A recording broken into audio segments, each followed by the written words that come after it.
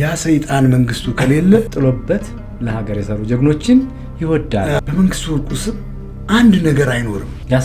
አሰልጣኝ የአፍሪካ አሰልጣኞች አሰልጣኝ መንግስቱ ወርቁ ነው። መንግስቱ ወርቁ ወደ አዲሱ መጽሐፋችን ከመግባታችን በፊት ሳንደህ የደህየን ወደን የወደቀን ሊለውጡት የፈለጉት ነገር ነበር ማለት ነው። ደግሞ ለመውደቅ ምንሽቀዳደም። ስለዚህ ያ በተግባር ሲገለጥ ደግሞ አሁን ያሉበትን በጣም የማያውቀው የትኛው ነው እሱን ቅጠራው የሚባል ነው የሚመስለውና ኢትዮጵያን ከሰራበት ከፍታውን አስቀምጦ ተከታይ ካበዛበት አንፃር ስናይ አፈር የቀመሰው ታህሳስ 8 ቀን ነው። ይሄን ማድረግ ባለመቻላችን ሁላችንም አንገታችን እንደፋለን። ጊዮርጊስ ማለት ኢትዮጵያዊነት ነው። ኢትዮጵያዊነት ማለት ጊዮርጊስ። ተረከዛቸው የተሰነጠቀ ገበሬዎች አርሰው ልክ ልዩ ፍጡር ዩፎ ከላይ ወረድን ይመስል 8 ቁጥር ከመንግስቱ ጋር የተገናኘበት ታሪካዊ ዳራ አለ ይባላል። ኢዝ ሱፐር ሂውማን ልዕለ ሰብ እኮ ነው።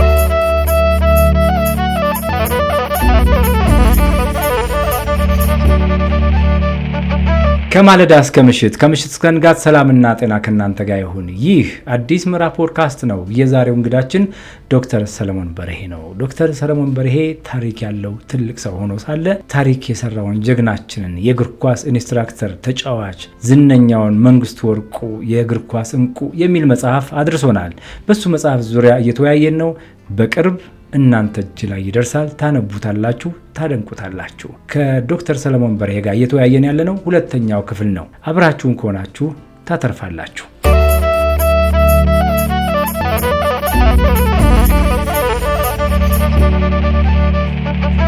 ዶክተር ዩኒቨርሲቲ ውስጥ እያለ በአብዛኛው ራስህን የምታገኘው ትምህርት ላይ ትኩረት ብታደርግም ግን ላይብራሪም ስትገባ የተለያዩ መጽሐፍትን ታገላብጥ ነበር።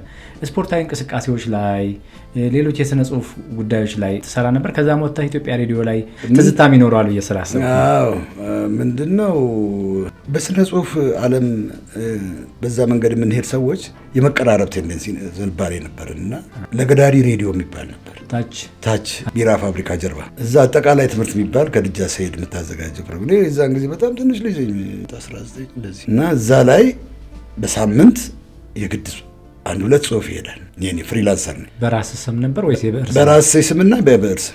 ሁለቱ እንዴ በሳምንት 2 መሄድ አለበት። ገንዘቧ ጠቀም ትላለች። እንደዛ ሲሆን ልክ ነው።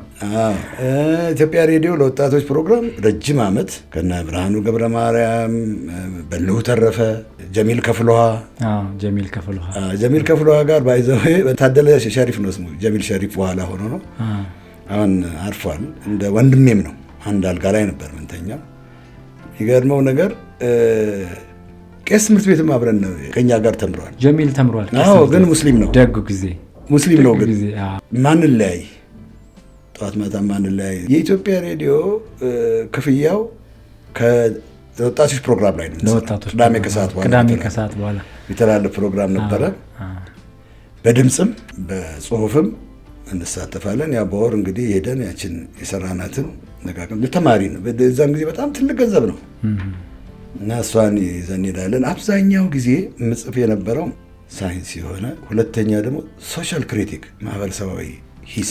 በአብዛኛው ግን ምጽፈው በኢትዮጵያዊነትና በአርበኝነት ታሪክ ላይ ነው። በአብዛኛው የኔ ጽሁፎች ኢትዮጵያዊነት ምንድነው፣ አርበኝነት ምንድነው፣ የ5 ዓመት ተጋድሎ ምን ይመስል ነበር፣ አርበኞቻችን እነማን ነበሩ፣ እነማን ምን ሰሩ በሚለው ላይ ነበር ማተኩረው። በልጅነት ማርጀት ልብህ አርጅቷል። እድሜው አላረጀም እና የዛሬቱ ኢትዮጵያ ላይ ደግሞ ባህል አምድ መስፍን ድሪያስ አሁን አሜሪካን ሀገር ነው ያለው። እሱ የሚያዘጋጀው አምድ ነበረ።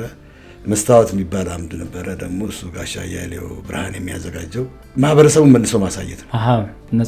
ነጸብራቅ እና እዛ ጋር ወደ 4 ኪሎም ስንሄድ ጉድጓድ ተቆፍሮ ካየን እችን ጉድጓድ ድፈኗት ለማለት በጥበብ ነው የሚጻፈው። ዝም ብሎ በደረቁ ጉድጓድ እዛ ጋር አለ ምናምን አለ ወይ ርዕሱ። እኔ ለዛ ነገር አንድ ጊዜ ስተው ሳይቃጠል በቅጠል ይሄ ጉድጓድ እየሰፋ ከሄደ ብዙ ሰው ሊጎዳ ይችላል እና ሳይቃጠል በቅጠል ብናረገው እነዚህ አይነት ብቻ ስንጽፈው አንዳችንን ቴዎድሮስ ሙላቱ እሱም አረፈ አሉኝ። ቴዎድሮስ ሙላቱ የሀረር ልጅ ያስበትፈሪ የጓደኛ ያጎት ነው።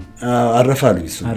እሱም በጣም የቅርብ ጓደኛችን ነበር እና በቃ ሳቴላስን ጸሐፊዎች ነበር። ከተማውን በቃ ሬዲዮው ላይ እኛንን፣ ጋዜጣው ላይ ቅዳሜ ዛሬቱ ሲወጣ እሳም ላይ ስም አለ፣ የጧቶች ላይ ስም አለ። እንትኑም ነበረን፣ አቅሙም ነበረን። ክፍለ ሀገር በጣም በርካታ ወጣቶች በተለይ ብርሃኑ ገብረ ማርያም ይወጣል። ዛሬ የምንገኘው ድሬዳዋ ከተማ ነው። ድሬዳዋ ከተማ ውስጥ ወጣቶች ምን እንቅስቃሴ እያደረጉ ነው? አንዳንዶቹ በስነ ጽሁፍ፣ አንዳንዶቹ በኤችአይቪ ዙሪያ፣ አንዳንዶቹ ምናምን የሚለው ነገር ሁሉ እኔ አሁን ድሬዳዋ ነው ያደግኩት እየተማር ቅዳሜ ከሰዓት በኋላ አጀንዳዬን ይዛለሁ፣ ሬዲዮ ከፍታለሁ፣ ቁጭ ነው የምለው እና ያኔ የነበረው አቅም እጅግ በጣም ማራኪ እና ሬዲዮ ላይ የሰማናቸውን ሰዎች ለመሆን እንጥር ነበርና መጠራት ይጠይቃል። አንድ ነገር ጠበቅ አድርገህ ከያዝከው ፍሬ ማስገኘቱ አይቀርም እና መንገድህን የያዝከውን ነገር ፐርሲቨረንስ የሚሉት በአማርኛ ምናልባት ችኮ ሊሆን ይችላል። ሁኔታው ችክ ብሎ መያዝ፣ የያዙትን ነገር ችክ ብሎ መያዝ አንድ ቀን ፍሬ ማፍራቱ አይቀርም። ባይዘወይ ከ14 ዓመት በኋላ ነው እንደዚህ አሁን እንትን ሳይሆን ፖድካስትም የመጀመሪያ ነው። በጣም እድለኞች ነን እኛ። በጣም ገርሞኛል እኮ ደግሞ የመመላለሴ እንጂ እኛ በፍጹም ቅንነት ነው።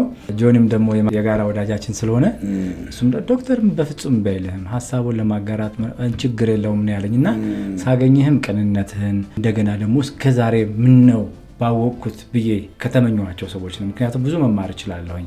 ቀደም ብዬ ባውቅህ አልጠፋም አጠገብህ በሻይ ቡና በምንም ጊዜህን እየተሻማው ብዙ መማር የምፈልግ ሰው ነኝ እኔ። ምክንያቱም ብዙ ካወቁ ሰዎች ጋር አብረህ ስትሆን የምትወስደው ነገር አለ እና ዛሬም ስለመጣህልኝ ያንተን የህይወት ተሞክሮ ስለምታካፍልኝ እጅግ በጣም አክብሮታለሁ። የእውነት በድጋሚ አመሰግናለሁ። ወደ መንግስቱ ወርቁ ወደ አዲሱ መጽሐፋችን ከመግባታችን በፊት እንደው ምናልባት በእኔ የህይወት እንቅስቃሴ ውስጥ በትምህርት ቤት ልምድ ውስጥ በማህበራዊ ኑሮ ይሄኛውን ሀሳብ ብነግርህ ጥሩ ይሆናል ብለህ የምታስበው ነገር ካለ? እንደሚያሳዝነኝ ነገር ምንድን ነው አሁን በማየው ኢሞራላዊ የሆነ ማህበረሰብ ከየት እንደመጣብን ያላቅም። ታላቅን አለማክበር፣ ቀዳሚውን መናቅ፣ መኮነን አልፎ ተርፎም እኔ አንድ ጊዜ በእውነት ሲኒማ አምፒር ጋር አንዱን ሽማግሌ ጠምጥመዋል መሰለኝ ሰውየው ለሁለት ይዘው ጎረምሶች በቦክስ ያጣድፏቸዋል። እኔ መኪናዬን አቁሜ ወርጄ እየሮጥኩ ወደ እነሱ ሄድኩ። እዛ ጋር የቆሙት ሰዎች ምን አገባህ አሉ። እንደዚህ የሚባላል እንዴ? ጭራሽ በቃ መሀላቸው ገባሁ። እኔንም ይጨርሱኝ ብዬ ምንስ ቢያደርጉኝ አባት ምንስ ቢያደርጉ። ሌላኛው ኢጎይዝም የበዛበት ጊዜ ኢጎ፣ እኔ ብቻ፣ እኔ አሪፍ፣ እኔ ቆንጆ፣ እኔ አንደኛ። ማነው የመደበው እሱን አንደኝነት? የሚገርም ነገር ነው። ዋይ ሌላው እስከ ውበት የለም፣ ሌላው እስከ እውቀት የለም፣ እኔ ብቻ አንደኛ ሊሆን አይችልም። ስስት፣ ሌላው ደግሞ ችግር። ኖሮንም እንሰስታለን፣ ባዶ ኪሳችንን እንሰስታለን። አሁን ባዶ ኪስ ምኑ ይሰሰታል? ንፍገት ከልቡ ነው። ልትቀመጥበት የሄድክበት ቦታ ላይ አንድ ትንሽ ልጅ ሮጦ ሄዶ ቁጭ ይላል እያየ ልትቀመጥ ይሄድክ እንደሆነ እያየ። የስስቱ ብዛት ቦታ እኮ ሞልቷል። አንዳንድ ጊዜ አለማወቅ እንደ እውቀት ሲቆጠር አለማወቅ እኮ እንችላለን። ለማወቅ መጣር ነው። ቀላል ነው እኮ መንገድ መጠየቅ ነው። ካወቀ ሰው አካፍለኝ ሀሳብ ማለት ነው ወይ ማንበብ ነው። አለማወቅን እንደ አቅም፣ እንደ ጉልበት፣ እንደ እውቀት እንግዲህ በዚህ ላይ ደግሞ ንቀት፣ እብሪት፣ ስንቱ ነገር ታክሎበት መከራ ነው። ከዚህ ለመውጣት ዝግ አይደለም። እንደ ቻይና እኮ ካልቸራል ሬቮሉሽን አካሂዳ እኮ ነው በሯን ዘግታ ከዓለም ተሰውራ። እኛ በአክሱምና በላሊበላ ብንተርት ዋጋ የለውም። እሱን የሰሩ ሊቃውንት አባቶቻችን እኛን አፈሩ። ያሳፍራል፣ በጣም ያሳዝናል። እና እኔ የተሻለ ልጅ እኮ ቀጣዩ ትውልድ የተሻለ ደግሞ አዲሱ የተሻለ ነበር መሆን ነበር። እንዴት ቁልቁል እንሄዳለን? ደግሞ ቁልቁል አካሄዳችን አስፈሪና አስደንጋጭ፣ በጣም ፈጣን። ቁልቁለት ፈጣን ነው፣ መቆልቆል ፈጣን ነው። ስንቆለቆልም ትንሽ ተግ እያልን እየጠነቀቅን እያሰብን ካልሆነ ቀስ እያልክ ቸኩል ነው። ከቸኮልክም ቀስ እያልክ ቸኩል፣ አስተውለህ ቸኩል ነው። ጥድፊያው ቁልቁለት ላይ ጥድፊያው በጣም ተጣድፈህም ቁልቁል ሄደህም አይሆንም። ማስተዋል ይጠይቃል። ምናልባት ግን ሁሉም ሰው የራሱ ዘመን አለው፣ የራሱ ጊዜ አለው። አንተ የነበርክበት ዘመን፣ ከአንተ በኋላ የመጣው ትውልድ ዘመን፣ አሁን ያለው ትውልድ የራሱ ዘመን አለው። የራሱ ዘመን የሚሰጠው ግብአት አለ። ግን ስብራት ብዬ የማስበው ወይ ደግሞ ወለምታው ብዬ የማስበው የራሳችንን ባህል ማንነታችንን ጥለን ጠቅላላ የአውሮፓን ሙሉ በሙሉ መቀበል ስለቻልን ይሁን ሳይገባን እየኖርንበት ይሆን የዚህ ችግር ይሁን ይህን ያመጣው ወይስ ምንድን ነው? እንደው ልዩነቱ የቱ ጋር ተፈጠረ? የትምህርት ስርዓታችን ላይ የትምህርት ስርዓታችን ዩሮሴንትሪክ ነጭ ናፋቂ ነው። ስለ አባይ ሳንነግረው ስለ ሚሲሲፒ ነው የምናወራለት። ሩቅ ስለሆነው ምንም ስለማያገባው። አሁን የሚገርም ነገር ነው። የእንትኖቹን ሚዲያዎቹን ብትከፍት ኤፍኤም አንዳንዴ መኪና ውስጥ የከፈት ሄድ ቶሎ ብዬ ነው መዘጋው። የሀገር ውስጥ ኳስን የሚያስተላልፍ እንደ ነውር ይመስለኛል። የፈረንጁን ተጫዋች ግን ትናንት የበላው ራት ጠዋት ሲነሳ በቀኙ ነው በግራው ነው የተነሳው። ምን ያደርግልናል? እዚህ ነው ማደግ። እች ነች የኛ ሀገር። እድገትም ካለ እዚህ ነው። እንግሊዞች ናቸው የመጀመሪያው ተርኒንግ ፖይንት። ግሪን ፕራይመር የሚባሉ መጽሐፎች አሉ። ማሞ ቂሎንና ለማ በግበያ ያስተውል። ተንኮለኛው ከበደ ለእኔ ቅርብ ተንኮለኛው ከበደ ነው። ግሪን ፕራይመር ምን ነው? የሌለ ነገር እኮ ነው። ከኔ በጣም ሩቅ ነው እና ውጭ ናፋቂ ሆነ። ውጭ እንዲናፍቅ ጠዋት ማታ ነገር ነው ደግሞ ትውልዱን በሚዲያም ትምህርት ቤትም ሲሄድ ወርልድ ሂስትሪ እኮ ተብሎ ቶታሊ የምንማረው የነጩን ንጉስ ፊሊፕ እንደዚህ ሆኖ ንጉስ ሄንሪ እንደዚህ አጼ ቴዎድሮስና አጼ ምኒልክን የነገረን የለም። በእንግሊዝ የትምህርት ፖሊሲ መሄዳችን ትልቅ ስህተት ነበረ። ወደኋላ ይህን ማከም ይቻላል። አሁን ይቻላል ወይ ነው? በምን መልኩ? ምክንያቱም አንተ መምህር ነህ፣ ብዙ የስነ ጽሁፍ ሰው ነህ። የስነ ጽሁፍ ሰው ደግሞ ሀሳቡ በጣም ምጡቅ ነው። ወደኋላ ተመልሶ ታሪክን ያመጣል፣ ወደፊት ሄዶ በተስፋ ይሰንቃል። እና ከስነ ጽሁፍ ሰውነትህና ከመምህርነትህ የተቀዳ ሀሳብ ምንድን ትነግረናል? ችግራችን ምንድን ነው? በጣም ተጠየቅን። ምንድን ነው የተቸገርነው? ወዴት እየሄድን ነው? ፕሮብሌሙን አይደንቲፋይ ማድረግ ነው፣ ችግሩን ማወቅ ነው። ኦል ራውንድ ችግር ውስጥ ነው ያለነው። ሁለንተናችን በችግር ሰንሰለት በችግር ድር የተተበተበ ነው። ዲናያል ነው አንዱ ነገር፣ እውነትን መካድ እና ችግራችን እንወቅ። ቁጭ ብለን ዩኒቨርሲቲ ውስጥ የሚደረጉት ምርምሮች ቅድም ያልኩት የኢትዮጵያ ከፍተኛ ጥናትን ስመረቅ በአማርኛ ነው ቲሲሲን የጻፍኩት ዲዘርቴሽን መመረቂያ ጽሁፍ። አዎ አለ። አሁን ዶክተር ጌታቸው ካሳ አንትሮፖሎጂስት ነው፣ አንዱ ፈታኝ እሱ ነበር። በቃ የተሰማው ደስታ በእኛ ቋንቋ ሪሰርች መስራት እንደሚቻል ማሳየት መቻል አለብን። ሌላው በሄደበት ከሄድ የጉንዳን ጉዞ ነው። የራስህ መንገድ መኖር አለበት፣ የራስህ ቀለም መኖር አለበት።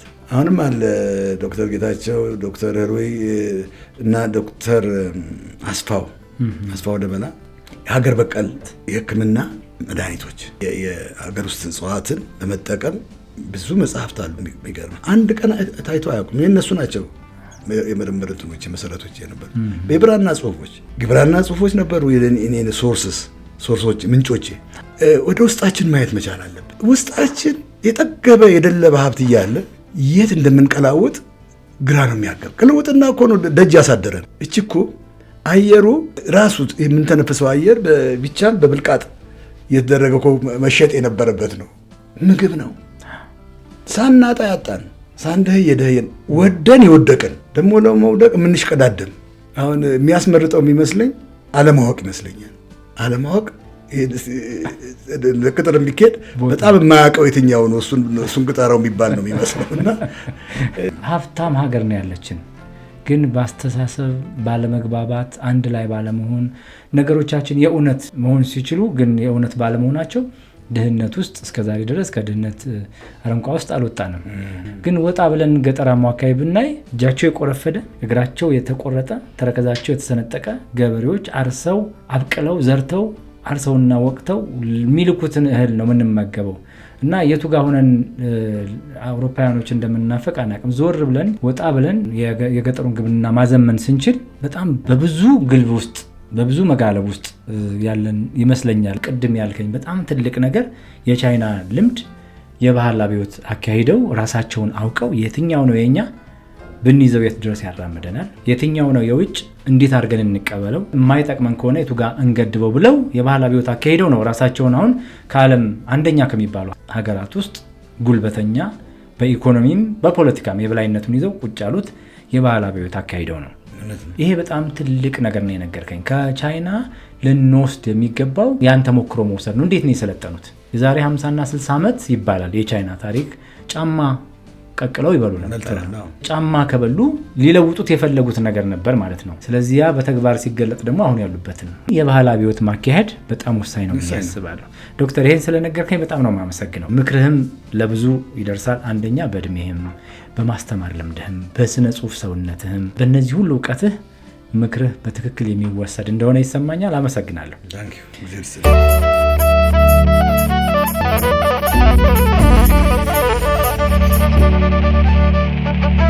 የአፍሪካ የኳስ አባት ማን ናቸው? ይድነቃቸው ተሰማ። በነገራችን ላይ ይድነቃቸው ተሰማ የአፍሪካ የኳስ አባት ኢትዮጵያ ውስጥ አሰብኩ ቦታ ፈለኩና አጣኋቸው። ሞሮኮ ላይ እኮ ስታዲየም ተሰይሞላቸዋል። ሞሮኮ ላይ ኢትዮጵያ ውስጥ የለም። ይሄ አዲሱ አደይ አበባ ስታዲየም በሳቸው ቢሰየም ምን ይመስልሃል? ብዙ ጊዜ ብየዋለሁ። የሚገርም ነገር ነው። ይህ እኮ ነው ንፍቀታችን። ለይድነቃቸው ተሰማ፣ ለአበበ ቢቂላ፣ ለጥላሁን ገሰሰ፣ ለመንግስቱ ወርቁ፣ ለአሰፋ ባተ፣ ለአዲስ አለማየሁ፣ ለበዓሉ ግርማ የሚሰስት ምን ነው? ማህተመ ጋንዲ ሆስፒታል ጋንዲ ምን ነው? ምናችን ነው? ሴኔጋል ዳካር ላይ አበበ ቢቂላ መንገድ ተሰይሞለት። አበበ ቢቂላ ኢትዮጵያ ውስጥ ስታዲየም አለው በስሙ። እሱም ቢሆን አይበቃው፣ አጥጋቢ አይደለም ማለት ዓለም ላይ ኢትዮጵያን ከሰራበት ከፍታውን አስቀምጦ ተከታይ ካበዛበት አንጻር ስናይ በፍጹም በቂ አይደለም። ታላላቆቻችንን ካላከበርን ነገዎቻችን ወይ ከኋላ ያሉት ሊመጡ አይችሉም። በምንም አይነት ታላላቆቻችን ቦታ ካልሰጠናቸው። በአንድ ወቅት መንግስቱ ሁሴንን ኢንተርቪው ሳደርግ አደይ አበባ ስታዲየም ጓድ መንግስቱ ኃይለማርያም የኢትዮጵያ ፕሬዚዳንት በነበሩበት ሰዓት ቃል የገቡት ታስታውስ ከሆነ መካከለኛውና ምስራቅ አፍሪካ ያኔ ትልቅ 100,000 ሰው የሚይዝ ስታዲየም ሰራለሁ ባሉት ሰዓት ላይ ቃል በገቡት መሰረት ቦታውን የመሰረት ድንጋይ ያስቀመጡት ነው። እንግዲህ ይሄ አደይ አበባ ያኔ ቃል ገብተው ነበር፣ ስታዲየም ቀረ ሲል አይ ተሰርቷል፣ እየተሰራ እያለቀ ነው። ነገር ግን እኔ ደስ የሚለኝ አልኩት በዛን ሰዓት ታሪክ የጻፋችሁ ታሪክ አድምቃችሁ የሄዳችሁ ተጫዋቾች በህይወትም ያላችሁ በህይወትም የሌሉትን ውስጥ ላይብራሪ ተደርጎ የእያንዳንዳችሁ ፎቶ ከነ ስዕላዊ መግለጫ ጋር ሊኖር ይገባል ብዬ እላለሁ ስለው እንዲህማ ከሆነ ድንቅ ነው አለኝ። ይሄን እንደ አሳይመንት እንዲወስዱ ትፈልጋለሁ ስፖርት ፌዴሬሽኖች ብዬ አፍሪካ። አንተ እዚህ ጉዳይ ላይ የምትለው ነገር ይኖር ይሆን? የሚገርም በቀደም የኢትዮጵያ ፉትቦል ፌዴሬሽን ነበርኩኝና ባለፈው ሳምንት ባለታሪኩ የኢትዮጵያ ቡድን ተብሎ አንድ ትልቅ ፎቶ ቢሮ መግቢያ በር ላይ ተለጥፏል እና ይሄ 31ኛው ያለፉት ልጆች ናቸው። 31ኛው ከዛ በፊትስ ምንጭ አንድ ነች የአፍሪካ ዋንጫ የበላናት እሱን የተጫወቱት ይታሉ። ከማን ተቀበሉት? ሌጋሲው እንዴት ቅብብሎቹ እንዴት እዚህ ደረሰ? ከነሱስ ከተቀበሉ እንዴት በዚህ ሌቭል ወደቅን? እንደው በስርዓት እንኳን አልተቀበልንም።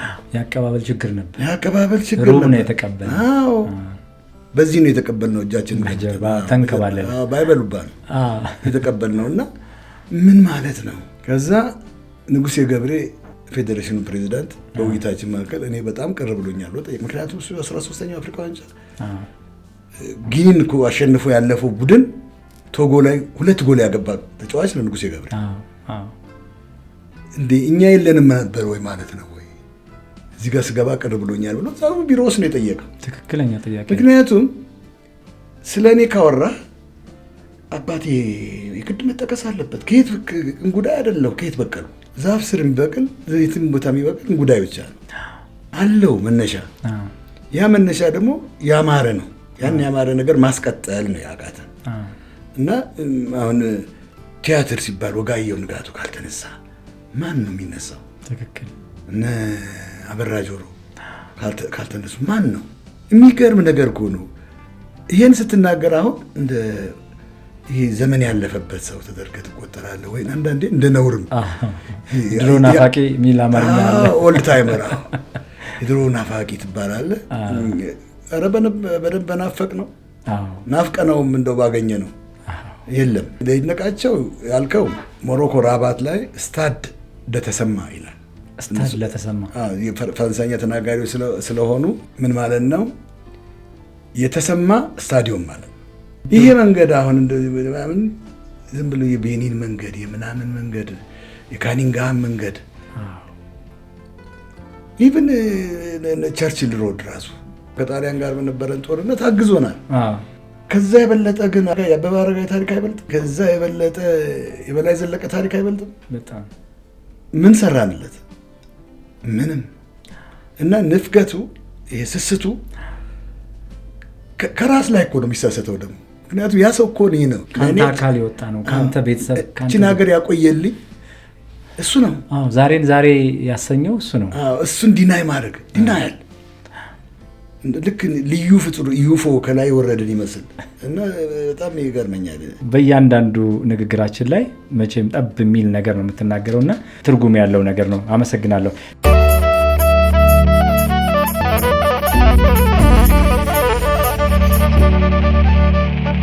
ወደ መንግስቱ ወርቁ መጽሐፍ ከመግባቴ በፊት አንድ ፌስቡክ ላይ ያገኘሁትን እንደ መነሻ ልጥቀስና ወደ መንግስቱ ወርቁ የእግር ኳስ እንቁ ወደሚለው መጽሐፍህ እንገባለን። ዶክተር ሰለሞን በርሄን ሳስብ በብዙ አይነት ስሜት እሞላለሁ። ታላቅ ሆኖ ሳለ ሁሉንም ነገር ይተወዋል። 2 ዶክትሬት፣ ብዙ ማስተርስ እና ዲግሪዎች አሉት። በርካታ የጻፋቸው መጽሐፍት አሉት። እሱ ባለበት ጨዋታው ይደምቃል። ደግሞ አንዲት በጋራ የተካፈልንባት ሚስጥር የሆነች የውል ነፍስ አለችን። አንዴ ጥሎበት ለሀገር ዋጋ የከፈሉ ጀግኖችን ይወዳል። እኔ በሌላ መጽሐፍ ስጠብቀው፣ እሱ ግን መንግስቱ ወርቁ ስለተባለ ጀግና የእግር ኳስ ኮከብ የህይወት ታሪክ ጽፎ ይዞልን መጣ። ምንም እንኳን የኳስ ደጋፊና አፍቃሪ ባልሆንም የጀግኖች ውሎ ስለሚማርከኝ ለማንበብ እገደዳለሁ። የጋሽ አለማየሁ ገላጋይን ምስክርነትንም ተጋበዙልኝ። ደስ የሚል ጽሑፍ ነው። ዶክተር ሰለሞን በርሄን አብደላ ዝራ እየደጋገመ ያነሳልኝ ነበር። የብዕሩ ትባት እጅግ አድርጎ ይገርመኛል። በእኛ የሥነ ጽሑፍ ታሪክ እጅግ ጥቂት ተፎካካሪዎች ብቻ አሉት ይላል። ይህን እኔም አውቃለሁ። 4 ኪሎ ሳለን ጽሑፎቹን ሆነ መጽሐፍትን ተሻምቼ የማነብለት ታላቄ በሥነ ጽሑፍ ጭምር ነውና እነሆ ዛሬ የመንግስቱ ወርቁን የህይወት ታሪክ ከሽኖ ይዞ መምጣቱን እያወጀ ያባትተኝ ይዟል። ራሴን የምመለከተው በሱ መስታወት ነውና እናንተ ምንን እሱ ስራ ውስጥ ብትፈልጉኝ አታጡኝም። መልካም ንባብ ይላል። በጣም ደስ የሚል ነገር ነው። አለማየሁ ገላጋይ አሁን የዘመኔ ፈላስፋ እለዋለሁ እኔ። ፍልስፍናው ይገርመኛል። ንግግሮቹ በጣም ሰርስረው ይገባሉና የዘመኔ ፈላስፋ አለማየሁ ገላጋይ የአብደላ ዝራን ንግግር ጠቅሶ አንተ ጽሑፍ ውስጥም እሱ ራሱን እንዳገኘ በአንተ ጽሑፍ ውስጥም ደግሞ እኔን ተመልከቱኝ አለ። እንደው በዚህ ደረጃ እነኚህ የምናከብራቸው የምናደንቃቸው ሰዎች ስለ አንተ ጽፈዋል። ምንድን ነው የሚሰማህ? እዳ ነው የሚሰማኝ። አሌክሳው ታናሽ ወንድሜ ነው፣ የቅርቤ ነው፣ ወንድሜ ነው። አለማየሁ ገላጋይ ወንድም ያህል ነን። እኔም ማላውቀውን የኔን ታሪክ እሱ የሚያውቃቸው ማለት አሉ እና ሲነግረኝ እንዲህ በቃ መፍረስ ነው በሳቅ። አንድ ጊዜ አለ የጀርሳ የሚባል ቤት ነበረ 4 ኪሎ የጀርሳ ቡና ቤት ከነ ግርግሮ ወረድ ብለው ከዘውዲቱ እንዲታጥፎ ወደታች አሁን ዳኑ ሆስፒታል የተሰራ ዳኑ ኤግዛክትሊ ከዳኑ ከፍ ይላል። ከአብርሆት ግርጌ ልክ የአብርሆት አጥር እና እዛ ጋር አንድ ቄጠማ የሚያዞር ሰውዬ መጣ አለ። ስንት ነው አልከው? 30 ብር አለ። በቃ አስቀምጥ፣ ቤት ውስጥ ነስንሰው፣ በሙሉ ያስከውን እዚህ ቤት ውስጥ ነስንሰው አልከው። ነሰነሰ። ከዛ በልጠጣ አልከው። ሲጠጣው አለ ከኛ ጋር ሲሄድ 100 ብር ሰጥተው ሄደ። እንግዲህ የዛን ጊዜ እኔ ከየት አምጥቼም እንደሆነ አላውቅም። 100 ብር አልነበረኝም የመስጠት ማካፈል ደግነት። ሰውየውም ያሳዝናል እንጂ ለምን ተሸክሞ ይዞር ምን በወጣው እና እንዲህ አይነት አሌክስ እኔም ማላስታውሳቸው አሌክስ የሚያውቃቸው ብዙ ነገሮች አሉ፣ በጣም ብዙ። አሁን አሜሪካን ሀገር ነው መሰለኝ ፍቅሩ ደበበ የሚባል ሀያሲ ነበር እዚያ እና እኔና እሱ አንተዋወቅም። እሱ አየር ኃይል ምናምን የነበረ ነውና ብቻ መጽሐፎችን ያነባል መሰለኝና የዛሬቱ ኢትዮጵያ ላይ ሰለሞን ቋንቋው ዜማ ነው፣ ለአፍም ለጆሮም አይከብድም። ሀረግ አመዛዘዙ ድንቅና ብርቅ ሆኖ ይታያል። ምክንያቱም ፍቅሩ በዛን ጊዜ ስላንተ ስነ ጽሁፍ በዚህ ሌብል ተናገረ ማለት ታምር ነው። እሱ መተቸት መከትከት ነው እንጂ ሲክብ አይታይም። እና እኔ ደግሞ የዛን ጊዜ እንግዲህ ከሜዲካል ስኩል ወጥቼ ምናምን ምን የነበርኩ ሰው ነኝና ወይ ጉድ በቃ ትልቅ አቅም ሆነ። አዎ ትንሽ ደረቴንም ነፋ እያደረኩ ሄድ ጀመርኩ። ፍቅሩ ፍላጻ ይዞ ነው የሚገጥምህ፣ የማንንም አይምርም። አሁን አሜሪካን ሀገር ነው ያለው እና አየር ኃይል ውስጥ መምህር እንግሊዝኛ መምህር የነበረ ይመስለኛል እና ከዛ ፈልጎ አገኘኝ። ሲያይ ደግሞ የሆነ አይን መሞላ ሰው አለበት በዛ ጊዜ እና እሱ ፖስት ካርድ ይዞ ነው ይሰጠኝ የመጣው 4 ኪሎ ቱሪስት ሆቴል ቀጥሮኝ። ምንም ነገር አልጻፈም ውስጡ። ሀገር እንዳንተ አይነት ሰዎች ያስፈልጓታል ፍቅሩ ደበበ ይላል። በቃ አለች አሁንም እንትና ፖስት ካርድ ትልቅ አቅም ነው ይሄ። በቃ ማለት እንዳልከው የቤት ስራ ማለት አቅም እዳ ነው የሰጠው። ይሄን እኮ አሁን የምትነግረኝ እዳ እኮ ነው። ለዚህ እኮ ነው ከላይ ጥሎበት ለሀገር የሰሩ ጀግኖችን ይወዳል። እኔ ደግሞ እምለው ምንድነው ጀግና ሆኖ ሳለ የጀግና መጽሐፍ የጻፈ ላለው። ምክንያቱም አሁን አንተን እያወቅኩ ካንተ ኋላ ስልክ እየደወልኩ ዶክተር ሰለሞን ማን ነው እያልኩ ስመጣ ሰዎች የሚነግሩኝ ያስደነግጠኛል። አንተ ደግሞ በዛ ደረጃ አይደለም። በቃ ነገሮችን ቀለል አድርገህ ነው የምታየውና ፍሬ ያለው ዛፍ ያንተ ሀገር ልጅ ስለሆነ ፍሬ ያለው ዛፍ ጎንበስ ይላል። እንደዛ ነውና ደስ ብሎኛል። ዶክተር ሰለሞን የመንግስቱ ወርቁን መጽሐፍ መጀመሪያ ለመጽሐፍ ምን አነሳሳ ብዬ አልጠይቅህም። ምክንያቱም ከልጅነትህ ጀምሮ አባትህ ከስጢፋኖስ አንስተው ስቴዲዮም አሽኮኮ ብለው ይዘው ሲገቡ የምታየው የእግር ኳስ ስሜት የምትከተለው በተለይም ደግሞ ጊዮርጊስን አባትህ የምንደግፈው ይሄን ቡድን ነው ብለው በልጅነት አጸረጹብህ። በቃ የአባትህን ትእዛዝ ሰማህ። አንተም በኳስ ስሜት ተጠምደህ ይኸው እስከ ዛሬ ድረስ ጊዮርጊስን ጃኬቱን ለብሰህልን የመጣኸው። እንግዲህ ይሄ ነው ማለት ይከብዳል በእውነት ልክ እንዳልከው ነው። እኔም ማስታወሰው የ4 ዓመት ልጅ ሆኜ በሽኮኮ ነው አባቴ ይዞኝ የሚገባው። እሱ ስቴዲየም አይጠፋም። የጊዮርጊስ ደጋፊ ነው። በዚህ ላይ ደግሞ የኢትዮጵያ ፉትቦል ፌዴሬሽን የአርቢትርና ዲሲፕሊን ኮሚቴ አባል ነው። አንደኛ ማዕረግ ነፃ መግቢያ ያለው ሰው ነው። የተከበረ ሰው ይዞኝ በሚገባው ጊዜ በማይበት ጊዜ እንግዲህ የልጅነት አይምሮ ነው። እዛን ጊዜ ጀምሮ ነው እንግዲህ ይሄ ነው ጊዮርጊስ ማለት፣ እኛ የምንደግፈው ቡድን ይሄ ነው።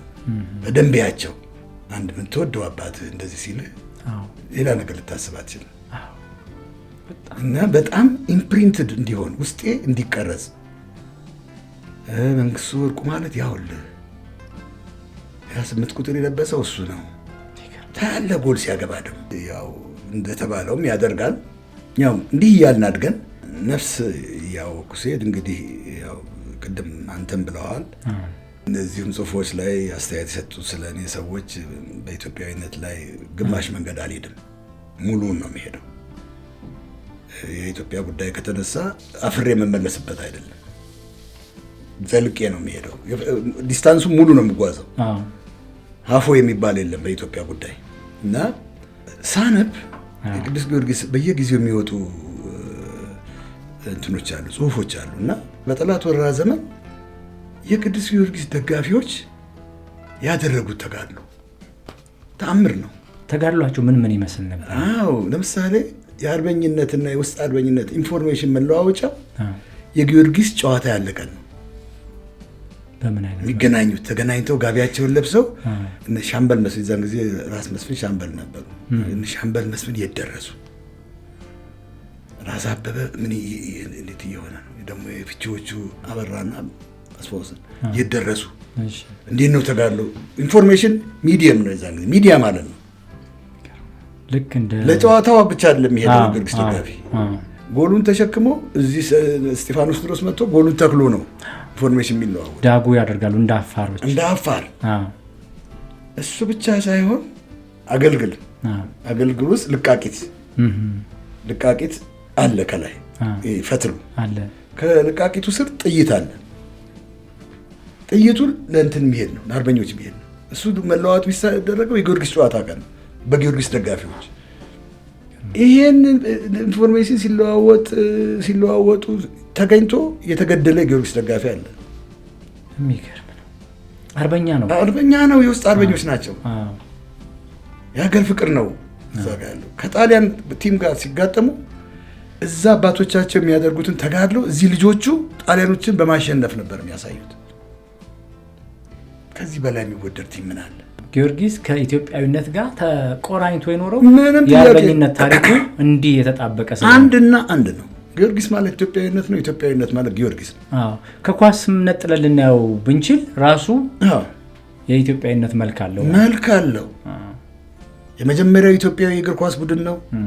ከተቋቋመ 80 ዓመት ነው ዘንድሮ። በዚህ ላይ ጣሊያንን ሲያርበደብድ ጣሊያኖች በአበሻ መሸነፍን እያንገፈገፋቸው የተቀበሉት በጊዮርጊስ ነው። የማሸነፍ ቪ የሚለው የአርማው ይሄ ቪክቶሪ ነው። የማሸነፍ ምልክት ነው። ቅዱስ ጊዮርጊስ ማለት የማሸነፍ አርማ ነው። ድል አድራጊ ነው።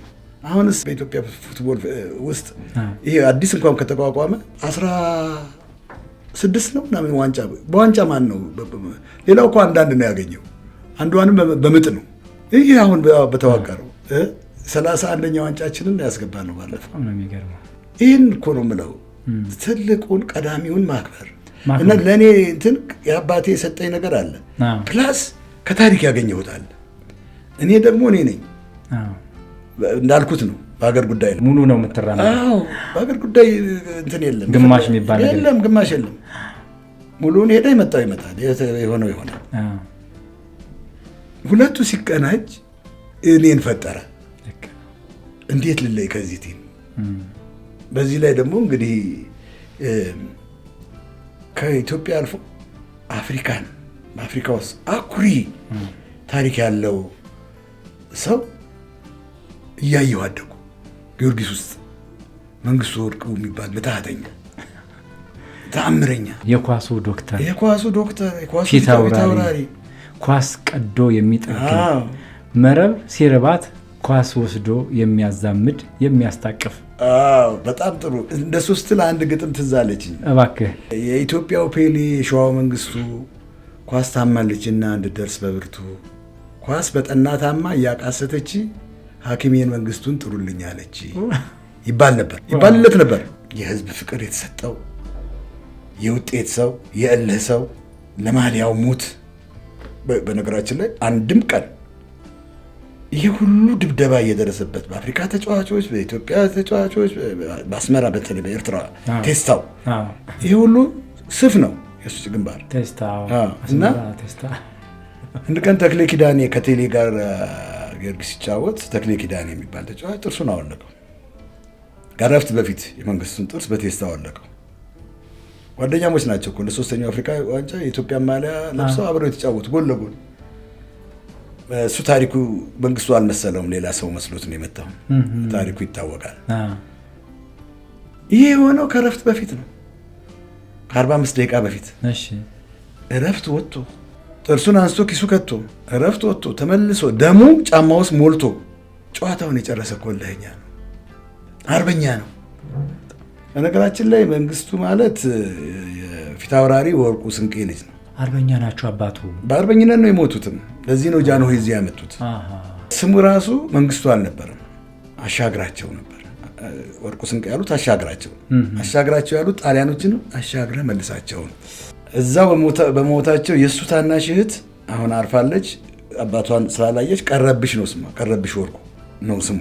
እና ንጉሱ የአርበኞችን ልጆች አሰባስበው ባላባት ትምህርት ቤት የሚባል አቋቁሞ እዛ አስገብተው ነበር። ባላባት ትምህርት ቤት ባይዘዌ ጃንሆይ እየገቡ ነው እሳቸው የተገደሉት። ለትንሽ እንትን ያሉት ጣሊያን ወጥቶ ሄዷል የሚል ኢንፎርሜሽን ይደርሳቸውና ድል አድርገናል ብለው ሲገቡ ፈረሳቸው ላይ ተመተው ነው ያረፉት። እና የአርበኛ ልጅ ነው። ቋራ ውስጥ እኮ ፊት አውራሪ ወርቁ ስንቄ ማለት ትልቅ ስም ነው። ቋራ የአፄ ቴዎድሮስ ጎንደር ቋራ የአፄ ቴዎድሮስ ሀገር ላይ መንግስቱ ወርቁም የተወለደው እዛ ነው። ጊዮርጊስ አጠገብ ጊዮርጊስ። ለዚህም ነው ቅዱስ ጊዮርጊስ ገብቶ ከህይወት ዘመኑ ጋር አብሮ የተሳሰረው። ዮፍታ ጊዮርጊስ ነው። ታቦታቸውም እሱ ነው፣ የሚሳለሙትም እሱን ነው። እሱም እዛ ነው የተወለደው። ጊዮርጊስንም የወደደበት አንዱ ምክንያት ያ ነው። ከሀገሩ ታቦት ጋር ስለተያዘለት በህፃነቱ የተቀረጸ እንትን መንግስቱ የሚለውን ስም ያወጡለት ጣሊያኖች ናቸው። በምን ምክንያት? አባትህ መንግስት ለመሆን ያስባል እና መንግስቱ ያሉት የጣሊያን እንትኖች ናቸው፣ ምንድነው ሶልዳቶች ናቸው፣ እነሱ ናቸው። እና ንጉሱ የአባቱን ውለታ በማሰብ እዚህ ባላባት ትምህርት ቤት በ1940 ዓመተ ምህረት አምጥተው አስገቡት። እዛ ነው ትምህርት የጀመረው። ቤተ መንግስትም ኖሯል። በነገራችን ላይ ቤተ መንግስቱ ከጃንሆይ ጋር ቀንድ ክፍል ተሰጥቶት የራሱ ገበታ ተዘርግቶለት ኖሯል። ይገርም ታሪክ ነው የምትነግረኝ። አዎ። እና ከዛ ዘመናዊ ትምህርት ቤት አስገቡኝ አላቸው። የት ነው መግባት የምትፈልገው ሲሉት መድኃኔዓለም የሚለው አሁንም ከእምነት ጋር የተያያዘ ነው እና ከፈጣሪ ጋር የተያያዘ ስለሆነ መድኃኔዓለም ትምህርት ቤት አስገቡኝ ይላቸዋል። ንጉሱን አፄ ኃይለ ሥላሴ እና እዛው ያስገቡታል። ባላባት መድኃኔዓለም የሚባል ስለነበረ እዛ ዶክተር ያየህራድ ቅጣው ጋራ እነ ሳሙኤል ፈረንጅ ታዋቂው የእንግሊዝኛ ዜና አንባቢ የመንግስቱ የቅርብ ጓደኞች ነበሩ እና እዛ የሸራ ኳስ ግራውንድ ቴኒስ መጫወቻ ኳስ ከግድግዳ ጋር በጭንቅላቱ እየገጨ ምናምን እያለ በቃ በዛ ነው የሚታወቀው። እና ጊዮርጊሶች ደግሞ ከመድኃኔዓለም ትምህርት ቤት አካባቢ ራስ ኃይሉ ሜዳ ይባላል። ራስ ኃይሉ ሜዳ ነው ልምምድ የሚያደርጉት። እነሱ ጋቢውን ለብሶ እዛ ሄዶ እነሱን ይመለከታል። በዚህ ፍቅር አደረበት ለጊዮርጊስ። ትምህርቱን ትቶ ማታ እነሱ ሲመጡ ጋቢውን ለብሶ እዛ ነው የሚውለው። አንድ ቀን አስገብተው ሞከሩት። ሲሞክሩት ምን አይነት ጥበብ ነው ያዩበት! ተአምር ነው። ይሄን ልጅ ክቡራቱ ይድነቃቸው ሰማ ከዚህ ትምህርት ቤት ቡድን የምንወስዳቸው ልጆች ይኖራሉ። እሱንና አንድ ኡመር ሮያል የሚባል በኋላ ኮተቤ የሄደ ልጅ ሁለቱን ለጊዮርጊስ ገቡ። 1949 ክረምት ነው። 1949 ክረምት ላይ ደግሞ ድሬዳዋ ጨዋታ ነበራቸው ከኮተን ጋር። መንግስቱ በባዶ እግሩ ነው የሚጫወተው። ጫማ የለውም ስለማይፈልግ አይችልም እንጂ በጫማ መጫወት አይችልም። ልምድም የለውም። ቲሙም ጫማ የለውም ጊዮርጊስም። ከዛ እንዴት ይሁን ከኮተን ጋር ሲጫወቱ እነሱ ደግሞ ታኬታ የለመዱ ናቸው። ደግሞ የኮተን ተከላካዮች የዛን ጊዜ ጥርብ ነው የሚያክሉት። ድሬዳዋ ደግሞ የተለያዩ ፋብሪካዎች ስለነበሩ ኮተን በራሱ ድጎማ ስለሚያደርግላቸው ትንሽ አቅምም ነበረ ድሬዳዋ ውስጥ እና መንግስቱ የዛን ቀን ወሰዱት እና ተጫወትልናለህ ብለው ድሬዳዋ ይዘውት ሄዱ። ድሬዳዋ ይዘውት ሄዱ። ክረምቱን እዛ ኮተንን አልቻሉትም። 3-1 ሆኑ። ተሸነፉ። መንግስቱ ቤንች ነው ተቀያሪ ላይ ነው ያለው። ያ ቅድም ያልኩ ኡመር ሮያል የሚባለው ልጅ ተሰልፎ ነበር። በዛ ተናዷል። ኡመር ተሰልፎ እኔ እንዴት አልሰለፍም ብሎ። በአጋጣሚ የኮተን ተከላካዮች በጣም ከባድ ናቸው። ትልልቅ ናቸው፣ መስኩላት ናቸው፣ ጡንቻቸው ምናምን። ኡመርን ሲገጩት መንግስቱ የሚገባበት እድል አገኘ። ከዛ በባዶ እግሩ ገባ። እዛ አንድ ይፈቀድ ነበር በወቅቱ በባዶ እግሩ መጫወት አይቻልም። አቶ ፀሐይ የሚባሉ ጊዮርጊስ እድሜያቸው ገፋ ያለ ተጫዋች በይድነቃቸው እድሜ የነበሩ አዲስ ታኬታ ይዘው ቁጭ ብለዋል። ተጫዋቾቹ እዛ ቤንች ያሉ ጮሁባቸውና ለመንግስቱ ስጡት ጫማውን ተባለ። ያን ጫማ አድርጎ ገባ። ወንድሜ ከዛ በኋላ አንደኛ አያውቁትም፣ ትንሽ ልጅ ነው። የዛን ጊዜ የነበረውን ፎቶን ባሳይ ትደነቃለህ። በጣም ትንሽ ልጅ ነው እና ብቻ ኮተኖችን ውሃ እያሰኘ ልብም አላሉት። ይህቺ ትንሽ ልጅ ብትሆናለች ያሰኘ እሱ ባገባቸው ጎሎች እና ክቡራቱ ይድነቃቸው አንድ ጨምረው ኮተንን አሸነፉ። 4-3 አሸነፉ። ጊዮርጊስ እሳት የሆነ ልጅ ትንሽ ልጅ አገኘ ተባለ። ከዛ በኋላ 1950 ዓመተ ምህረት የጊዮርጊስ መደበኛ ተጫዋች ሆነ። ከዛ በ50 መደበኛ ተጫዋች ሆነ። ከዛን ጊዜ ጀምሮ እስከ 1966 ዓመተ ምህረት ድረስ ለ17 ዓመት በጊዮርጊስ አንድ ቀን ሳያቋርጥ አንድ ቀን ደከመኝ አመመኝ ሳይል ለጊዮርጊስ ተጫወተ። በጊዮርጊስ ማሊያ በ8 ቁጥር። በነገራችን ላይ ዶክተር መንግስቱ ወርቁና 8 ቁጥር በብዙ መልኩ ትርጉም አላቸው ይባላል እና 8 ቁጥር ቢለብሰውም አስቦበት ይሆን አላቅም ወይ ተመርጦለት ይሆን አላቅም፣ ግን 8 ቁጥርን ከለበሰ ጀምሮ በብዙ መልኩ ሲበተን 8 ቁጥር ከመንግስቱ ጋር የተገናኘበት ታሪካዊ ዳራ አለ ይባላል። እሱን በተን አድርገህ ንገረኝ። ያው እንግዲህ የተወለደበትም የወፍታ ጊዮርጊስ ራሱ 8 ነው ፊደላቱ። የወፍታ ጊዮርጊስን ብሎ የወፍታ ጊዮርጊስ የሚለው ቢቆጠር 8 ነው። አንድ መጥቶ የገባው ቅዱስ ጊዮርጊስ ቡድን ነው። ቅዱስ ጊዮርጊስ 8 ነው። ቅዱስ ጊዮርጊስ ሲቆጠር 8 ነው። ፊደሎቹ 8 ነው። መንግስቱ ወርቁ ሲቆጠር 8 ነው። ፊደላቶቹ ሲቆጠሩ 8 ነው። በመጨረሻ ህይወቱ ኢንስትራክተር የአሰልጣኞች አሰልጣኝ የአፍሪካ አሰልጣኞች አሰልጣኝ ነበር። ልክ ነው። ኢንስትራክተር ሚላው ስንቆጥረው 8 ነው። ኢንስትራክተር የሚለው የመንግስቱ ወርቁ ሲቆጠር 8 ነው በፊደል። በመጨረሻ አፈር የቀመሰው ታህሳስ 8 ቀን ነው። ታህሳስ 8 አዎ፣ በታህሳስ 7 አረፈ። ታህሳስ 8 ግብዓተ መሬቱ ተፈጸመ። 8 ቁጥር ማሊያው ይለያል። ሁሉ አስከትላ ይለያል። የመኪናው ታርጋ መጨረሻው 8 ነው ቁጥሩ እና እሱና 8 ቁጥር ሌላ ሰው ላይ አያምርም እኮ 8 ቁጥር ካለሱ በስተቀር ሌላ ሰው ላይ ብታየውም አያምርም።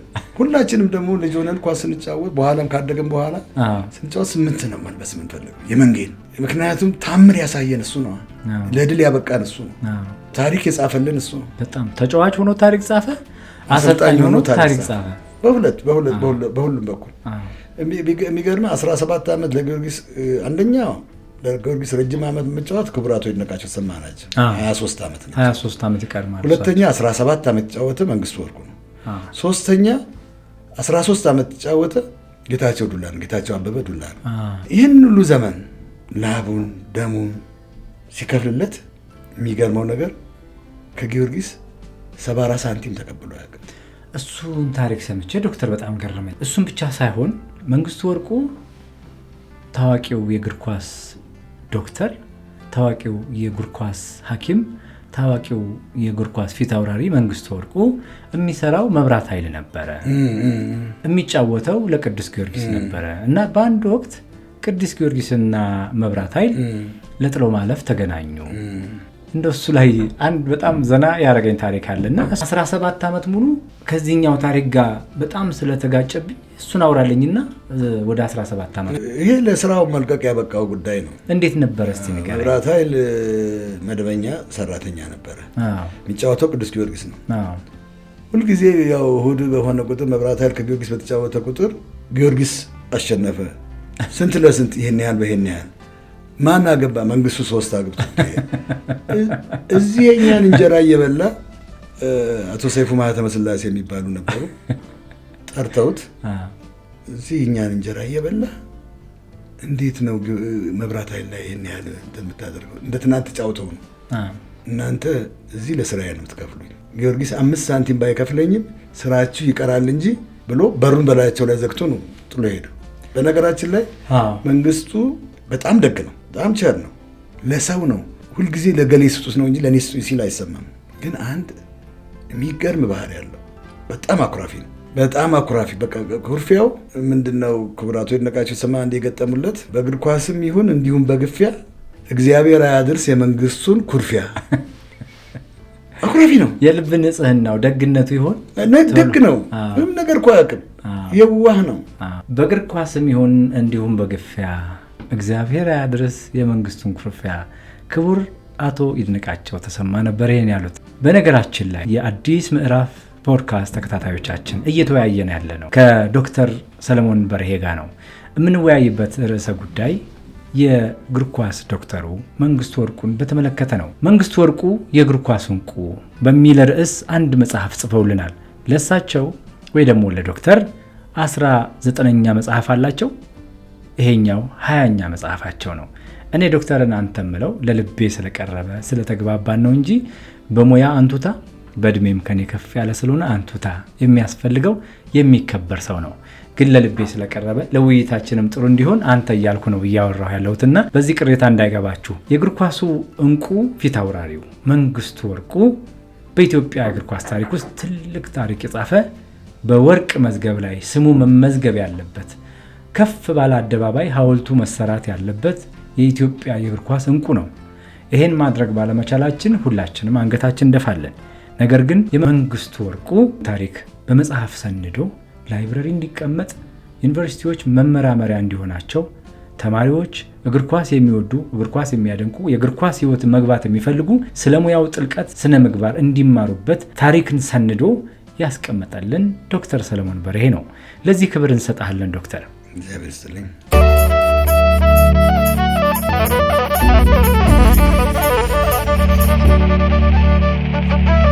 ከማለዳ እስከ ምሽት ከምሽት እስከ ንጋት ሰላምና ጤና ከእናንተ ጋር ይሁን። ይህ አዲስ ምዕራፍ ፖድካስት ነው። የዛሬው እንግዳችን ዶክተር ሰለሞን በርሄ ነው። ዶክተር ሰለሞን በርሄ መንግስቱ ወርቁ የእግር ኳስ እንቁ የተሰኘ መጽሐፍ ጽፎልናል። ታሪክን ሰንዶ ለትውልድ እያስተላለፈ ነው። ከዶክተር ሰለሞን ጋር ያገናኘን በኢትዮጵያ አየር መንገድ እግር ኳስ ተጫዋች የነበረው ድምፃዊ፣ በተለይም ደግሞ ትዝታን ሲጫወት ልብን የሚሰነጥቅ ድምፅ ያለው የተለየ የድምፅ ቃና ያለው ዮሐንስ ብርሃኑ፣ ውጭ ያሉ ጓደኞች ደግሞ ጆኒ ቢ ይሉታል። በዓለም አደባባይ ስሙ የተጠራ፣ በዓለም አደባባይ ስሙ የተጠራ፣ ይድነቃቸው ነበር አፍሪካን ያኮራ፣ ይድነቃቸው ነበር አፍሪካን ያኮራ። ያ መንግስቱ ወርቁ የኳስ ጥበበኛ፣ ያ መንግስቱ ወርቁ የኳስ ጥበበኛ፣ አለ በልባችን ቢያልፍ እስከ ወዲያኛው፣ አለ በልባችን ቢያልፍ እስከ ወዲያኛው። ዮሐንስ ብርሃኑ ልቡ ስስ ነው፣ አዛኝ ነው፣ እንባው ቅርብ ነው። በሚገርም ነገር ዶክተር እግር ኳስ ለሱ ህይወቱ ነው። በጣም ይወዳል። በተለይም ለኢትዮጵያ ባለውለታ የነበሩ የእግር ኳስ ተጫዋቾችን ከውጭ ሲመጣ እያፈላለገ ከኪሱም እየቆነጠረ ከጓደኞቹም የሆነ ነገር እያመጣ ያግዝ ነበር። በዛ በሚያግዝበት ቦታ ላይ አብረን ነው የምንጓዘው። በጣም በሚያሳዝን ሁኔታ ለኢትዮጵያ ብሔራዊ ቡድን ተጫዋች የነበረ አንድ ሰው ጭቃ ቡኪ ሆኖ አግኝተነዋል። የኢትዮጵያን ብሔራዊ ቡድን ማሊያ የለበሰ። አንደኛው ደግሞ አንድ የግለሰብ ድርጅት ጥበቃ ሆነው አግኝተናቸዋል። ሶስተኛው ሰው ያገኘናቸው ደግሞ ስቴዲየም አካባቢ ይመስለኛል ፑል አጫዋች ሆነው አግኝተናቸዋል። ይህን ሲያደርግ ታዋቂዎቹ የእግር ኳስ ተጫዋቾች እና አሰልጣኞች እነ ጋሽ ሰውነት ቢሻው እነ ጋሽ አስራት ባሉበት ምሳ እየጋበዘ ነው የሚያደርገው በምስክርነት። ይህን ለምን ታደርጋለህ ስለው ለኢትዮጵያ የሰሩ ትልቅ ባለውለታዎች ጠፍተዋል፣ የሉም። እነኝህን ሰዎች ቢያንስ ለማመስገን ነው የሰሩት፣ ለሀገር ነው ይላል። ከዚህም በላይ ብዙ ሰዎችን ያግዝ ነበረ እና ለዚህ ፖድካስቴ እባክህ ስለው ዶክተር ሰለሞን በርሄ እንድታናግረው ፈልጋለሁ፣ አሁን በመንግስቱ ወርቁ ጉዳይ እየጻፈ ነው አለኝና አንተን አቀበለኝ። አንተ ጋር ደግሞ ሀይቅ የሆነ ነገር እያገኘው ነው። ለዚህ ነገር ማመስገን ፈልጋለሁ። ጆኒ ለአየር መንገድም ሲጫወት አውቀዋለሁ። የሙዚቃዎቹ ባናቂ ነኝ። የሚገርመው ነገር ብዙ ቴስታችን አንድ አይነት ነው። ብዙ ነገር ለጥላሁን ገሰሰ ያለን ነገር አንድ አይነት ነው። ለመንግስቱ ወርቁ ያለን ነገር እኩል ነው። በተለይ ለኢትዮጵያ ያለን ነገር ፍጹም አንድ አይነት ነው። ይገርመኛል። እና ከጆኒ እነኚህ አይደሉም እኔ የሚደንቀኝ ሰብዕናው እንደ ብዙዎቻችን አይደለም። እጅግ ሲበዛ ቸር፣ እጅግ ሲበዛ አስተዋይ፣ ደግ፣ ውለታ የሰሩት ሰዎች ከየት ብሎ እዚህ ሀገር እያለሁ እሱ ከየት መጥቶ እንደሚያገኛቸው አላውቅም። አንዳንድ ጊዜ አሁን ባለፈው አለማየሁ ፊኛ መጥቶ በነበረ ጊዜ ና እናገኘው ምናምን ብሎኝ እኔ ስራ ልተመቸኝ አልሄድኩም። እኔንም ይጋብዘኛል እስቲ እናገኛቸው። የገንዘብ ስጦታ ገንዘቡ አይደለም ለእነኛ ሰዎች እንትን የሚያደርግ መታሰባቸው። ለካ ሰው አለን በዘመን ሽምግልናቸው በስተርጅና ደስ ብሏቸው ይለፉ። መቼም ሁላችንም ወደዛው ነው የምንሄደው፣ ግን አስተዋሽ አለን። ብዙዎቹ እኮ እህል ሳይበሉ የሚያድሩ ሰዎችን ነው ጆኒ የሚያገኛቸው። ከየት ጋር ፈልፍሎ እንደሚያመጣቸው ይገርመኛል። ይሄኛው አስፔክት በኳሱም በሙዚቃውም ከማውቀው ውጪ እጅግ የሚገርመኝ ቀና፣ ደግ፣ ልበ ስስ፣ በጣም ቸር የሆነ ሰው ይህን አይነት እንትን አይገኝም በዚህ ዘመን። እንደዚህ አይነት ሰው ማግኘት ቀላል አይደለም እና ጆኒ ሳምበዲ ዲፍረንት፣ በጣም ሊከበር የሚገባው ሰው ነው። በጣም አመሰግናለሁ እግረ መንገዳችንን። ምክንያቱም መልካም እያደረጉ እየሰሩ ያሉ ሰዎች በዚህ አጋጣሚ ካነሳናቸው አይቀር ማመስገኑ አስፈላጊ ስለሆነ ነው። ዶክተር የመንግስቱ ወርቁን መጽሐፍ ለመጻፍ መጀመሪያ ምን አነሳሳ? ፍቅሩ እንዳለ ደጋፊው እንደሆንክ አድናቂው እንደሆንክ እንደምትወደው አውቃለሁ። ግን የስነ ጽሁፍ ማንነትህ ነው የሱን ታሪክ እየሰነድክ እንድታስቀምጥ ያስገደደው ወይስ ፍቅሩ? አንዳንድ ሰዎች መጽሐፍ ስለሚችሉ ታሪክ እየፈለፈሉ ይጽፋሉ። ከፍቅር የተነሳ ነው ወይስ መጽሐፍ ስለምትችል ነው የመንግስቱን መጽሐፍ የጻፍከው? አንዱ ነገር እኔ ባዮግራፊ መጽሐፍ በጣም ያስደስተኛል። ለምሳሌ ከኢያሱ ማርቆስ ከሚባል ሰው ጋር አሁን እሱ አሜሪካን ሀገር ነው ያለው፣ እኔ ዋና አዘጋጅ ሆኜ እሱ ምክትል ሆኖ የጥላውን ታሪክ ጽፈናል። ከብርሃኑ ገብረ ማርያም ጋር እሱ የኔ ምክትል ሆኖ እኔ ዋና አዘጋጅ ሆኜ እነ ዮፍታሔ ንጉሴን እነ ከበደ ሚካኤልን እነ ሮማን ወርቅ ካሳሁንን እነ ብርሃኑ ዘሪሁንን ታሪክ ጽፈናል። ነገር ግን ለኔ የመንግስቱ ወርቁን መጽሐፍ ማለት እነኛ ስራዎች ቀላል ናቸው ብዬ አይደለም። ፈረንጆች ምን ይላሉ? ፊዘር ኢን ዋን ስኬፕ ማለት ምን ማለት ነው? አሁን ባሜጣ አድርገህ ላባዋን የምታደርገው ለክብር ነው። አንድ አኩሪ ስራ ሲሰራ ፊዘር ኢን ዋን ስኬፕ ይላሉ። የመንግስቱ ወርቁ ስራ ለኔ እንደዛ ነው፣ እንደ ላባዋ ነው። አዎ አኩሪ ስራዬ ነው። የትኛውም ያለፉ ስራዎቼን ከዚህ ጋር አላወዳድርም።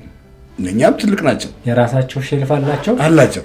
ግን ደግሞ ከሸልፎቹ ከፍ ብሎ የሚቀመጥ ለምን? አንደኛ ከህፃንነት ጀምሮ በድል አድራጊነት ሲያስጨፍረን ሲያስደስተን ሀገራችን ለድል አብቅቶ ተአምር ያሳየን ተወዳዳሪ የሌለው አንድም ተወዳዳሪ የለውም።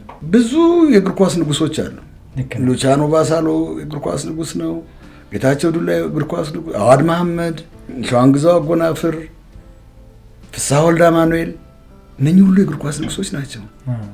መንግስቱ ግን ንጉሠ ነገሥት ነው። ቆንጆ ቃል ነው። ውድድር ከማንም ሰከንድ ቱ ነን ከማንም ምክንያት አለው እኮ ለዚህ ቦርን ማን ነው 6 የአፍሪካ ዋንጫ በተከታታይ የተጫወተ? አፍሪካ ውስጥ መኖሩን እጠራጠራለሁ። እንኳን ኢትዮጵያ ውስጥ 6 ከሁለተኛው አፍሪካ ዋንጫ እስከ 7ኛው አፍሪካ ዋንጫ 6 የአፍሪካ ዋንጫ የተጫወተ ሰው መንግስቱ ወርቁ ብቻ ነው። ኖት ኦንሊ እኔ ትንሽ በሱ በኩል አልሄድኩበትም አላጠናሁም እንጂ አፍሪካ ውስጥ ሳለ ዓለምስ ላይ ይህን ማጥናት አለብን። አይ ዶንት ቲንክ ሶ። ከ10 የእግር ኳስ የአፍሪካ ኮከብ ግባቢዎች አንዱ መንግስቱ ወርቁ ነው። በሰባተኛ ረድፍ ላይ የሚገኝ መንግስቱ ወርቁ ነው። እስካሁን ድረስ ለብሔራዊ ቡድን 98 ጊዜ የተሰለፈ ማን አለ? 61 ጎል ለብሔራዊ ቡድን ያስቆጠረ ማን አለ? ማንም። ካፕቴን ተስፎ አሸናፊ አንድ ጊዜ ሲነግረን አስመራ ኤርትራውያን መንግስቱ ጋር ያው በብሔራዊ ቡድን ይገናኛሉ። የኤርትራ ተጫዋቾች ወንድማቸው ነው፣ ይወዱታል፣ ግን ይፈሩታል። እሱ አለ ከተባለ መሸነፋቸው እርግጥ ነው። ያው እነሱ በተካኑበት ቴስታ በዛ ቁመታቸው እሱ አጭር ነው። እነሱ እኮ የእሱን 2 ያክላሉ። በዛው በቴስታ ነው የሚያገባው። እና አንድ ጊዜ ጊዮርጊስ አስመራ ሄዶ ጌታቸው ዱላ ፍስሐና መንግስቱ ውጭ ጫማቸውን ያስጠርጋሉ። ያስጠርጉ ሊስትሮውን ጫማ ጠራጊውን መንግስቱ እየጠረገለት ያለውን ልጅ ዛሬ ጨዋታ አለ ትገባለህ እንዴ ይለዋል። አዎ ገባለሁ። ማን ያሸንፋል? ያ ሰይጣን መንግስቱ ከሌለ እኛ እናሸንፋለን። ሰይጣን ያለው የኳስ ችሎታውን ነው። አሁን ፍስሐ ወልደ አማኑኤል በህይወት አለ፣ ይህን ሊመሰክር ይችላል። ሊስትሮ እንኳን እሷን ለማለት አታቆመውም። ማን ነው የሚያቆመው? እሱን እንዴ መንግስቱ ወርቁ እኮ ኢንተርናሽናል አርቢትር ዓለም አሰፋ ነው የነገረኝ። አስመራ ከጉድጓድ ውስጥ ነው ወደ ሜዳ የሚገባው ተጫዋቾች የሚገቡት እና መንግስቱ አልመጣም ተባለ። ከሐማሴን ጋር ነው ከአስመራ ቡድን ጋር ነው ጨዋታ። መንግስቱ አልመጣም ሲባል ሲወራ ከረመ። ሲወጡ 10 ተጫዋቾች ወጡ። እውነትም መንግስቱ የለም። በቃ ከበሮ ሊተረተር መንግስቱ ከሌለ እናሸንፋለን። በኋላ ከ1-2 ደቂቃ በኋላ እሱ ወጣ። ያ ሁሉ ከበሮ ለቅሶ ቤት መሰለ፣ የት እንደገባ አይታወቅም። 2-1 ጊዮርጊስ አሸነፈ። አንዱን እሱ በጭንቅላት መጥቶ አግብቶ ይህ ኢንክሬዲብል እንትን እኮ ሱዳን ውስጥ እኮ አሁን በዚህ ሰዓት መንግስቱ የሚባሉ ተጫዋቾች አሉ እኮ በሱ ስም መንግስቱ መሐመድ የሚባል አለ። 2 መንግስቶች አንዱ ሱዳን ብሔራዊ ቡድን ውስጥ ይጫወታል። መነሻው የኛው መንግስቱ እንዴት እንደዚህ ተባለ ብሎ ኤሊት ኢንስትራክተር አብርሃም መብራቱ እዛ ስልጠና ሊሰጥ ሄዶ እነኚህ እንዴት መንግስቱ ተባሉ ብሎ ይጠይቃል። ሲጠይቅ የነሱን አሰልጣኝ እኔም ቀደም ብሎ ስሜ ትክክለኛ ስሜ ባልመዘገብ ኖሮ ለብሔራዊ ቡድን መንግስቱ ነበር መባለው ነው ያለው። በጣም ትልቅ ታሪክ ነው። በጣም ኤሊት ኢንስትራክተር አብርሃም መብራቱ ጨዋ፣ እውቀቱ ሙሉ፣ የጸባይ ሰናይ የተሰጠው ትሁት ሰው ምንድን ነው ያለኝ? መንግስቱን መከተል እንጂ መተካት አይቻልም። መንግስቱን መከተል እንጂ መተካት አይቻልም። ኢንስትራክተር አብርሃም መብራቱ ነው ያለው። አዎ ደራሲ ነው ያለኝ። አቤት ጨዋነት፣ በጣም አቤት አክብሮት፣ እንዴት ደስ ይላል። በቃ ይሄ እኮ ነው፣ ይሄ ነው የሚያስፈልገው። ላይቤሪያ ትሬኒንግ ሊሰጥ ሄዶ እሺ አብርሃም መብራቱ ስልጠና ሊሰጥ ሄዶ ለአሰልጣኞች ሲገባ የመንግስቱ ፎቶ ተሰቅሏል።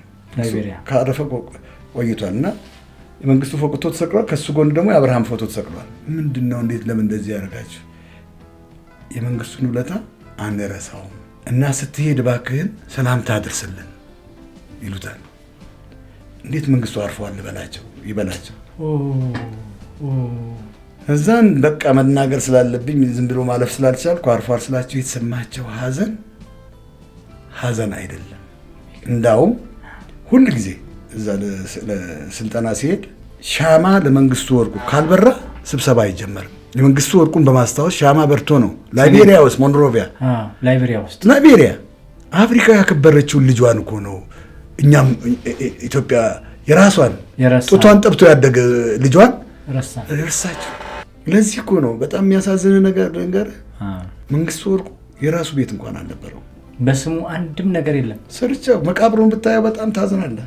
አሁን ነው ክብሩን በጠበቀ ደረጃ ከዛ አጽሞ ወጥቶ ትክክለኛው ቦታ የተቀበረው። አሁን ፊታችን ከሚመረቁት ነገሮች አንዱ እሱ ነው። ያረፈበት ቦታ እንኳን የሚያሳዝን ነገር ለመናገር የሚከብድ መንግስቱ ጥርሱ ወርቅ ነው ተብሎ በተቀበረ በሳምንት ይሁን ትክክለኛ ቀኑን አላስታውስም፣ ብቻ ቅርብ ጊዜ መቃብሩን ቆፍረው ሌቦች ጥርሱን ለማውለቅ ቆፍረው እንትን ብለዋል። ይሄም ተደርጓል። በጣም ያሳዝናል። ማሳዘን አይደለም ያማል። ከሰውነት ሰብዕና ዝቅ ያለ የወረደ ነገር እና ይሄም ተደርጓል።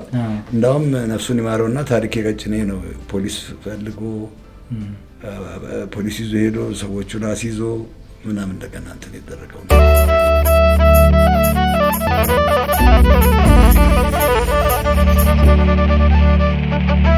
ይህ አዲስ ምዕራፍ ፖድካስት ነው። የዛሬው እንግዳችን ዶክተር ሰለሞን በርሄ ነው። ዶክተር ሰለሞን በርሄ መንግስቱ ወርቁ የእግር ኳስ እንቁ የተሰኘ መጽሐፍ ጽፎልናል። ታሪክን ሰንዶ ለትውልድ እያስተላለፈ ነው። የሚገርመው እኮ ግብፅን ማሸነፍ እኮ በሶስተኛው አፍሪካ ግብፅን ማሸነፍ ለእኔ ልዩ ነው ትርጉም። እኔ ኬንያን ማሸነፍና ግብፅን ማሸነፍ ለእኔ አንድ አይደለም፣ ለሁላችንም አንድ አይደለም። ለኢትዮጵያውያን አንድ ሊሆን አይችልም። ግብፅ ሁልጊዜ ታሪካዊ ተቀናቃኛችን ናት። እሱ ባገባው አራተኛ ጎል እኮ ነው ግብፅን ማሸነፍ ይቻል ነው። ሶስተኛው አፍሪካ ዋንጫ ግብፅን አሸንፈን ነው ዋንጫ የወሰድነው። አራተኛውና መደምደሚያውን ጎል ያገባው እሱ ነው። በቁጥር 2 ጎል ነው ይባላል። 2 ጎል ነው ትክክለኛው። 3 ጎል ያገባው ሉቻኖ እና አንድ የግብፅ በደዊ አብዱልፈታህ የሚባል የግብፅ ተጫዋች እኩል 3 ጎል አግብተው እኩል ኮከብ ግባጊዎች ነበሩ። መንግስቱ ግን የቶርናመንቱ የውድድሩ ኮከብ ተጫዋች ነው። ሁለት ጎልም በማግባት አንድ ኮከብ ተጫዋች ነው። ባይ ዘ ዌይ በአፍሪካ ዋንጫ ኮከብ ተጫዋች የተባለ ብቸኛ ሰው መንግስቱ ወርቁ። ስንቱ ነገር ነው የሱ ብቸኛ። የሚገርም ነው እኮ። ለምሳሌ የመጀመሪያው ኢንስትራክተር የአፍሪካ አሰልጣኞች አሰልጣኝ መንግስቱ ወርቁ። ከዛ በኋላ ነው እነ ካሳሁን ተካ፣ እነ ሰውነት ቢሻው፣ አብርሃም መብራቱ የመጡት። እሱ በነበረበት ዘመን እሱ ፈርቀዳጅ ነው፣ ፋና ወጊ ነው። እንዲህ አይነቱን ሰው ለምንድን ነው ተባለው? ከ6 ዓመት በፊት ነው ያሰብኩት። ከ6 ዓመት በፊት ያሰብኩትና 3 ሆነን ልናዘጋጀው ነበር ሀሳባችን። ሄኖክ ያሬድ ሪፖርተር ከዛ ያለው እሱ ጓደኛዬ እና ታሪክ ቀጭኔ ነበር እንትን ያለው። ታሪክ በመሃሉ ሲሞት ሲያርፍ ጅምሩ ቀረ። 1 ዓመት አለፈው። የመንግስቱ ወርቁ የታሪክ ትንሣኤ ኮሚቴ ተቋቁሟል። በልጁ በዳዊት አማካኝነት ዳዊት መንግስቱ ወርቁ አነሳሽነት እዛ ኮሚቴ ውስጥ እዚህ ሀገር ውስጥ አሉ የተባሉ ቁንጮ የእግር ኳስ ሰዎች አሉ። እሱ አንዳንዶቹን እሱ ሰው ያደርጋል። እሱን ተከትለው ሰው ይሆኑ። አሁን የልጅ ኢንስትራክተር አብርሃም ብራቱ ኢንስትራክተር እንዲሆን በግል ሊመክረው የነበረው መንግስቱ ወርቁ ነው። አንዳንዴ ሳጠፋ ኩርኩምም ነበረ ይላል። ኩርኩሟ ግን ጥቅሟ ለእኔ ነበር ነው የሚለው። ኢንስትራክተር ሰውነት ቢሻው ሰው እንደሆነ አስቻለ መንግስቱ ወርቁ ነው የሚለው። ይህ ሁሉ አልተነገረም። ዶክተር ያየህራድ ቅጣው መንግስቱ ሊወዳደር የሚችለው ከፔሌ ጋር ብቻ ነው፣ የምን ሜሲ የምን ሮናልዶ ነው የሚሉት። እሳቸው እንግዲህ አብረውም ጊዮርጊስ የተጫወቱ ናቸው። ባላባት ትምህርት ቤትም አብረው ያደጉ ናቸው። ይህን ያህል የሆኑ ናቸው። ሌላ በጣም የሚገርሙ ነገሮች በመንግስቱ ወርቁ ውስጥ አሁን የመድን ሜዳ አለ። የመድን ሜዳን ያሰራው መንግስቱ ወርቁ ነው።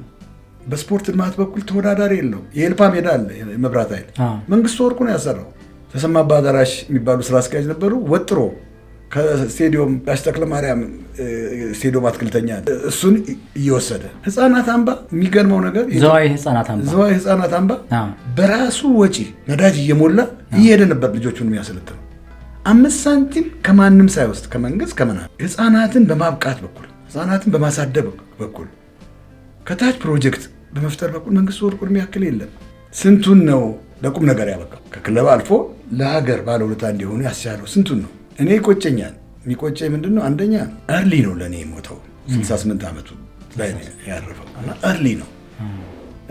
ቢቆይ ብዙ ያካፍላል፣ ያስተምራል፣ ይጽፋል። እሱ ያሰለጠናቸው ሰዎች እኮ አንድ ሀገር ፈረንጅ፣ አንድ ሀገር ጥቁር ሰው አሰልጥኗቸዋል። ማን ነው እንደ መንግስቱ የሚሆን እኮ ነው። በዚህ መጽሐፍ ተስፋዬ ነፍሱን ይማርና ነፍሱን ይማር እኔ ቢሮ ብዙ ጊዜ ይመጣ ነበር ስናወራ መንግስቱ ወርቁ እኮ የሚነግርህ ነገር እኮ ይበቃል። እንዴት እንደተካነው እሱ ነው ከድሬዳዋ ያመጣው አሰግድ ተስፋዬ። እንግዲህ ለሀገር ምን ሰርቶ ነው ያለፈው አሰግድ በዚች አጭር ዕድሜ ውስጥ በጣም እና የተለየ እና የእሱን ስራ መስራት አንድ ከነበረኝ ፍቅር፣ ሁለተኛ ቁጭት። እንዴት በመንግስቱ ወርቁ ስም አንድ ነገር አይኖርም? መንግስቱ እኮ ኢዝ ሱፐርሁማን ልዕለሰብ እኮ ነው። እንደኛ ተራ ሰው እኮ አይደለም፣ ልዕለሰብ ነው። ልዕለሰብ ባይሆን ኖሮ ለምን አልደገምነው? መንግስቱን የሚያክል ተጫዋች ለምን አልተፈጠረም እዚህ ሀገር? የሰው ልዕልና፣ አዎ የልዕልና ጥግ ነው። በሙያው በስነ ምግባሩ። አዎ ለምሳሌ ፖርቹጋልን እንውሰድ። ሉዊስ ፊጎ ነበራት። በኋላ ሮናልዶ መጣ፣ አስረሳው ፊጎን። ለምን እኛ መንግስቱን አላስረሳ ነው? እሱን ማከል እኮ አይደለም መምሰል እንኳን የሚችል ሰው እንዴት አጣል? የለም። ኢንስትራክተር አብርሃም መብራቶ መንግስቱ ወርቁን መከተል እንጂ መተካት አይቻልም። በጣም የሚገርም አማርኛ ነው። በዚህ ደረጃ ታላቆችን አክብሮ መሄድ ራሱ ሌላ ልዕልና ነው ብዬ አስባለሁ። እንደ የሚገርም እኮ ኬንያ፣ ሱዳን፣ ላይቤሪያ ምናምን ሲሼልስ ምናምን እኮ ብንሄድ ኢትዮጵያዊነት የሚታወቀው በመንግስቱ ስም ነው። እውነት ግን ነው። አዎ ልጆቻቸውን ስም በመንግስቱ እስከሚሰይሙ ድረስ እኮ ከሄዱ ይሄ ምንን ያሳያል?